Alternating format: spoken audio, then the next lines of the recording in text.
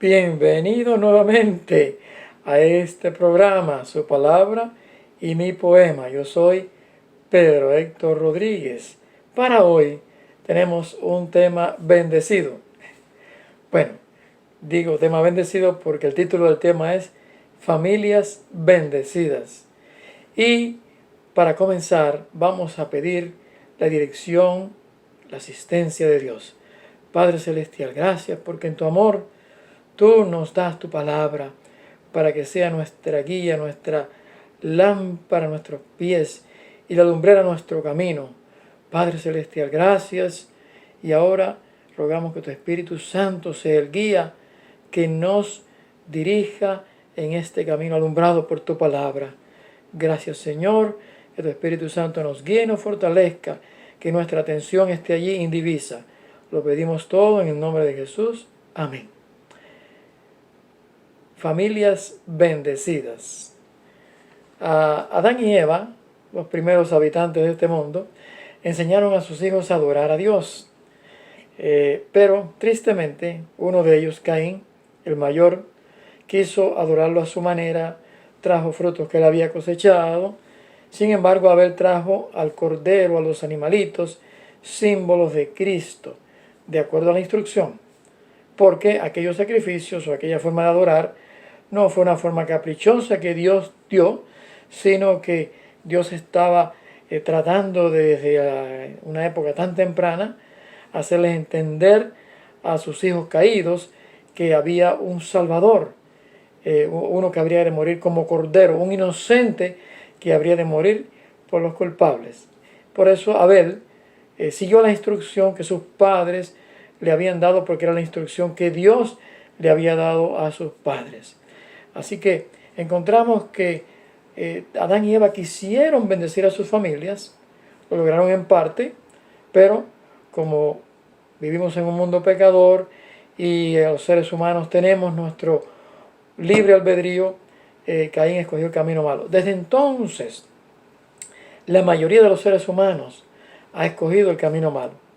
Hace unos días estamos viendo, la Biblia dice que son más los que se pierden que los que se salvan, porque por el camino ancho que conduce a la perdición, muchos van por ese camino habiendo entrado por la puerta ancha. Todo eso conduce a la perdición. Y que la senda estrecha y la puerta estrecha que conducen a la vida, pocos la hallan. Bueno, pero nosotros, Dios nos formó como familias. Dios nos dio la responsabilidad a las familias de adorarlo, a los padres de familia de instruir a sus hijos. Y por eso vamos a hablar de las familias bendecidas, que son las que siguen la instrucción de Dios. En Génesis capítulo 7, versículo 1, encontramos esta declaración que tiene que ver con el diluvio. Y dice allí que dijo luego Jehová a Noé: entra tú y toda tu familia en el arca, porque solo a ti he visto justo delante de mí en esta generación. La tierra estaba llena de gente y también llena de violencia, llena de rebelión contra Dios, en todo tipo de rebelión. Ahora Dios le dice a Noé: entra tú y tu familia. De paso, la familia le había ayudado a construir el arca que Dios le había mandado que construyera. Así que ahí vemos a las familias en acción, las familias trabajando juntas para la causa de Dios. Son familias bendecidas. Vamos a seguir con Éxodo capítulo 12, del 1 al 13. Ahora el pueblo de Israel, han pasado muchos años, llegó a existir el pueblo de Israel, descendientes de Abraham, de Isaac, de Jacob, y ahora está este pueblo allí por salir después de muchos años de cautiverio, de cientos de años de cautiverio. Está el pueblo por salir, y van a salir en una noche que Dios le va a llamar la Pascua, a esa noche. La Pascua, porque van a sacrificar un cordero. Y dice el Nuevo Testamento que Cristo es nuestra Pascua, ya fue sacrificado por nosotros. Ahora vamos a ver qué pasa. Comenzando con el versículo 1 de Éxodo capítulo 12. Habló Jehová a Moisés y a Aarón en la tierra de Egipto y les dijo: este mes será para vosotros el principal entre los meses, o será el primero de los meses del año. hablad a toda la congregación de Israel y decid, el día 10 de este mes tomará cada uno un cordero según la familia de los padres, un cordero por familia. Pero si la familia es demasiado pequeña, que no baste para comer el cordero, entonces él y el vecino más cercano a su casa tomarán uno según el número de las personas, solo en caso que la familia fuese muy pequeña. Pero la idea central es que es por familias. Conforme al comer de cada hombre, os repartiréis el cordero. El animal será sin defecto. Claro, va a ser un símbolo de Cristo. Macho de 1 año. Lo tomaréis de las ovejas o de las cabras. Lo guardaréis hasta el día 14 de este mes. Y lo inmolará toda la congregación del pueblo de Israel entre las 2 tardes, es decir, cuando a la puesta del sol. Tomarán de la sangre y la pondrán en los 2 postes y en el dintel de las casas en que lo han de comer. Esto está interesante, porque la sangre del cordero, del animalito sacrificado, tenía que ser colocada en los dinteles de aquellas puertas, de aquellas casas. Esa noche comerán la carne asada al fuego y panes sin levadura. La levadura es un símbolo del pecado en algunas partes de la Biblia, en el Antiguo Testamento sobre todo. Así es que ahí vemos que tendría que ser panes sin levadura, representando la vida nueva, la vida en que estamos libres del pecado, aunque a veces atacados por él, pero que podemos ejercer libertad de ese pecado. Con hierbas amargas lo comerán. Ninguna hierba amarga significa arrepentimiento, ¿verdad? Ninguna cosa comeréis de él cruda, ni cocida en agua, sino asada al fuego. Comeréis también su cabeza, sus patas y sus entrañas. Ninguna cosa dejaréis de él hasta la mañana, y lo que quede hasta la mañana lo quemaréis en el fuego. Lo habéis de comer así, ceñidos con un cinto, con vuestros pies calzados y con el bastón en la mano, y lo comeréis apresuradamente. Era la noche en que se iba a salir de Egipto. Es la Pascua de Jehová. Pascua, en inglés le dicen Passover. El significado de la palabra es eso, que iba a pasar sobre. Vamos a ver por qué. ¿Qué habría de pasar sobre qué? Pues yo pasaré aquella noche por la tierra de Egipto y heriré a todo primogénito en la tierra de Egipto, así de los hombres como de las bestias, y ejecutaré mis juicios en todos los dioses de Egipto, yo Jehová. Tenemos que entender aquí que Dios había mandado a Moisés y Aarón para que sacaran al pueblo de Israel de allí, de la esclavitud, pero Faraón, el rey, se había empecinado en no dejarlos ir. Y Dios mandó 10 plagas. Bueno, había mandado 9 a ese punto sobre Egipto. Y cada vez que había una plaga, Faraón dice que se arrepentía y dice, bueno, los voy a dejar salir. Pero luego se arrepentía de haberse arrepentido y entonces no los dejaba salir. Y ahora, para que finalmente los dejaran salir, Dios tuvo que hacer esto, de mandarle esta plaga drástica de la muerte de los primogénitos de los egipcios, es decir, los primeros hijos. Ahora dice el versículo 13, la sangre os será por señal en las casas donde vosotros estéis. Veré la sangre y pasaré de largo ante vosotros, es decir, pasaré sobre esa casa, y no habrá entre vosotros plaga de mortandad cuando hiera la tierra de Egipto. Así que las familias, los padres de familia, debían sacrificar, poner el animalito símbolo de Cristo, debían poner su casa bajo la protección del Cristo sacrificado. Dios nos manda hacer hoy eso para que seamos familias bendecidas. Entonces, seguimos ahora en Deuteronomio 6 del 4 al 9. Vamos a ver que si oramos, protegemos nuestra casa con la sangre de Cristo, nos reunimos para orar, y también la instrucción. Dice, oye Israel, Deuteronomio 6 del 4 al 9. Oye Israel, Jehová nuestro Dios, Jehová uno es. Amarás a Jehová tu Dios de todo tu corazón, de toda tu alma y de todas tus fuerzas. Eso ya Jesús lo usó en el Nuevo Testamento para decir que ese es el gran mandamiento. Estas palabras que yo te mando hoy estarán sobre tu corazón. Primero, las palabras de Dios tienen que estar sobre tu corazón si eres padre de familia o madre. Se las repetirás a tus hijos y les hablarás de ellas estando en tu casa, andando por el camino, al acostarte y cuando te levantes, en todo lugar, en todo momento. En momentos especiales, ¿verdad? Pero también en todo lugar y en todo momento. Dice, las atarás como una señal en tu mano y estarán como frontales entre tus ojos. Las escribirás en los postes de tu casa y en tus puertas. La palabra de Dios debía ser la instrucción. ¿Y quiénes debían impartir esa instrucción? Los padres, para que su familia fueran, ¿qué? Familias bendecidas. Efesios capítulo 6, versículo del 1 al 4. Dice allí la instrucción dada a través del apóstol Pablo. Hijos, obedeced en el Señor a vuestros padres, porque esto es justo. Honra a tu padre y a tu madre, que es el primer mandamiento con promesa, para que te vaya bien y seas de larga vida sobre la tierra. El apóstol está citando allí el quinto mandamiento entre los 10 mandamientos. Y vosotros padres, no provoquéis a ir a vuestros hijos, sino criadlos en disciplina y amonestación del Señor. Vuelve a hablar allí. Disciplina y amonestación del Señor, en otras palabras, enseñándoles lo que dice la palabra. Enseñándoles también a honrar a los padres.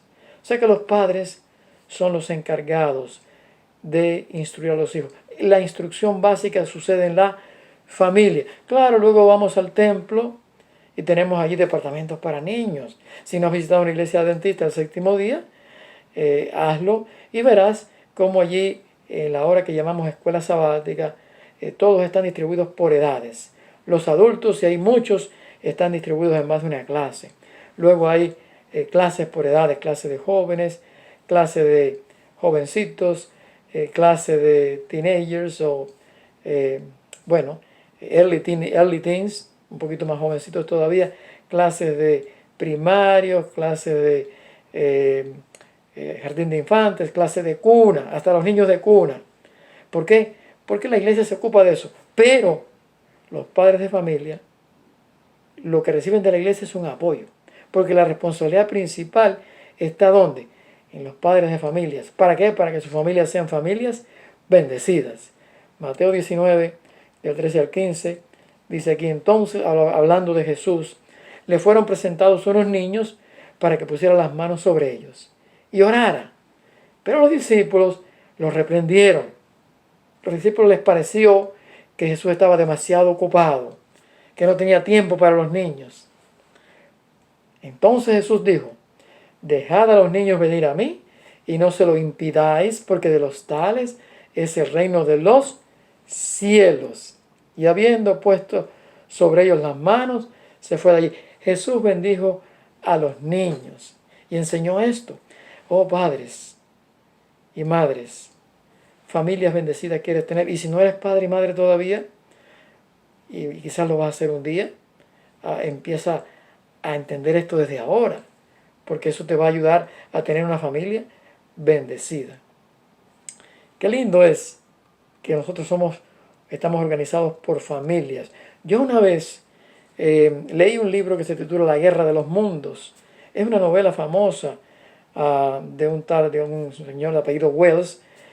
Fue famosa esta novela, no sé hoy día cuán famosa será, pero la novela que ella hablaba de una invasión de los marcianos a la Tierra. Y una de las cosas que a mí me llamó la atención en el libro fue que alguien, el que está narrando la historia, ve a un marciano reproduciéndose.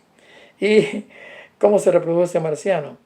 Bueno, parecido a cómo se reproducen las células, supongo yo, porque de pronto él vio que de un marciano empezó a salir como la silueta, el cuerpo de otro marciano nuevo. Así nomás, pero ya del mismo tamaño. No el proceso que tenemos nosotros, padre, madre, se juntan, engendran un hijo, o más de uno a veces, y entonces, quiero decir que hay gemelos, trillizos, etc. Y entonces, esa es la forma en que sucede, ¿verdad? Y entonces vivimos en familias. Según aquel libro, los marcianos no vivían en familias, no tenían necesidad de eso. Claro, todo eso es imaginario, eso no fue real, fue sencillamente una novela de ciencia ficción. Hermanos, tú y yo necesitamos entender que en el plan de Dios, Dios nos puso como familias para que nosotros crezcamos juntos. Y una vez que entró el pecado en el mundo, con más razón nuestras familias deben vivir bajo la sombra, protegidos por la sangre de Cristo y enseñados por la palabra de Dios. Y esta es la obra de los padres de familia, padres y madres. Oh, mi querido hermano, mi querido amigo, yo te invito a que en este día tú asumas esa responsabilidad como padre o como madre. Y si eres hijo y no padre o madre, también te toca aceptar este plan de Dios y ser parte de él, honrando a tus padres y reuniéndote con ellos y recibiendo su instrucción. Quiero leerte este poema, Familias Bendecidas. Dios bendice a las familias que buscan su bendición, que cultivan sus retoños con los dichos del Señor, al servirles su palabra y enseñarles la oración. Las familias que dedican recursos, tiempo y tesón para involucrar a sus hijos en la obra del Señor, reciben como ganancia la divina bendición. Padres e hijos, persistan en la obra comenzada. Pronto volverá Jesús por la semilla plantada que ha crecido y madurado, y Él regresa a cosecharla. Sueñen con aquella escena en que juntos, abrazados, recibirán al Señor que desciende coronado y que les trae coronas que con su sangre ha comprado. No desmayen en su empeño de salvar a sus familias. Ya pronto vuelve Jesús con las coronas de vida para coronar a todas las familias redimidas. Sigan hoy buscando a Cristo, oh familias bendecidas. Tú me estás oyendo. Hazte el propósito de tener una familia bendecida, porque ese es el plan de Dios para tu vida y para tu familia. Estás en la iglesia y te has alejado un poquito de este plan, vuelve al plan. ¿No estás en la iglesia todavía?